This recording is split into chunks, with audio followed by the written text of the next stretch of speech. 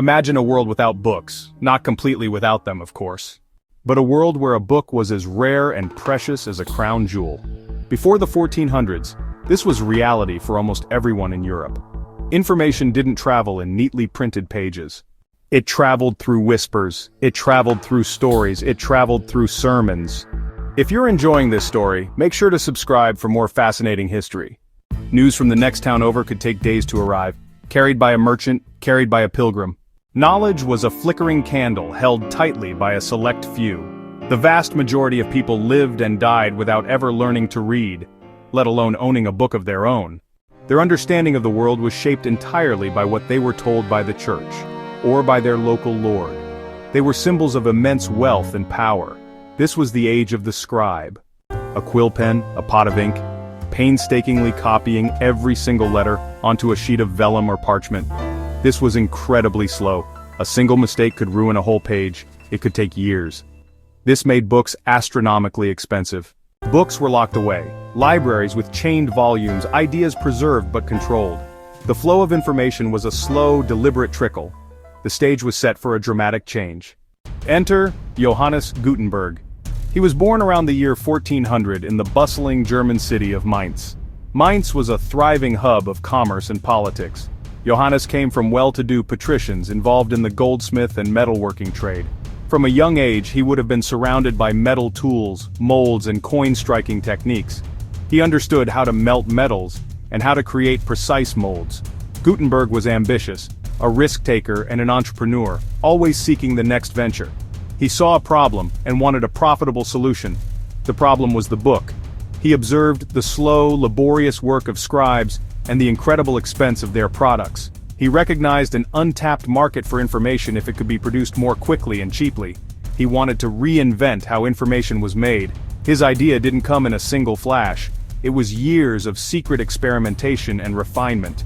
He combined existing technologies, block printing, the screw press, metallurgy, and coin punching, in a new way.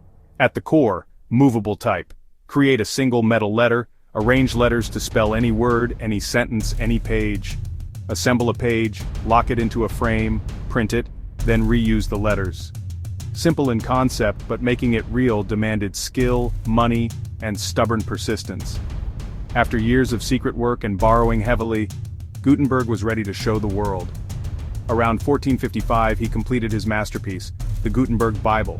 He produced roughly 180 copies. Not a huge run by modern standards, but a scribe might take 3 years for one Bible. Gutenberg made 180 in about the same time. It was a manufacturing feat. The true magic of Gutenberg's system was the individual letter, cast in metal. Hundreds of identical copies of each letter could be produced with incredible precision. He used a special handheld mold to pour a molten alloy. Lead, tin, and antimony formed the durable alloy for type. This could be repeated to make rows of identical letters, A, B, C, and so on. This was the breakthrough. Typesetters would assemble text letter by letter into lines, into pages. They locked the type into a frame, a raised surface ready for printing. Then the dance of mechanics began in the print shop. Gutenberg developed an oil-based ink designed to stick to metal type. A sheet was laid on ink type and slid under a screw press adapted from a wine press. With a strong pull of a lever, the press transferred ink with perfect clarity. The books were designed to mimic the finest manuscripts, stunning and hand-finished. The impact was immediate. People gathered, read, reacted. While still costly, printed books were far cheaper than hand-copied ones, no longer unique artifacts. Within decades, presses spread across Europe. By 1500 printing shops were active in over 200 cities. They produced an astonishing 20 million books within decades. The trickle of information became a flood. Books and broadsheets multiplied. Production, binding, distribution. A manufacturing revolution remade how people accessed ideas. The world would never be the same. Before Gutenberg, new ideas traveled at the speed of a human voice. A radical thought from a scholar like Martin Luther might be debated locally, but spreading it further was slow and uncertain. The printing press changed everything. In 1517, Luther wrote his 95 Theses.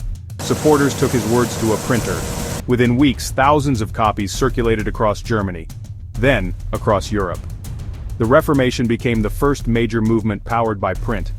Printing supercharged religion, science, maps, and exploration. Scientists like Copernicus published findings that others could read, replicate, and debate. A scientific community could collaborate across borders.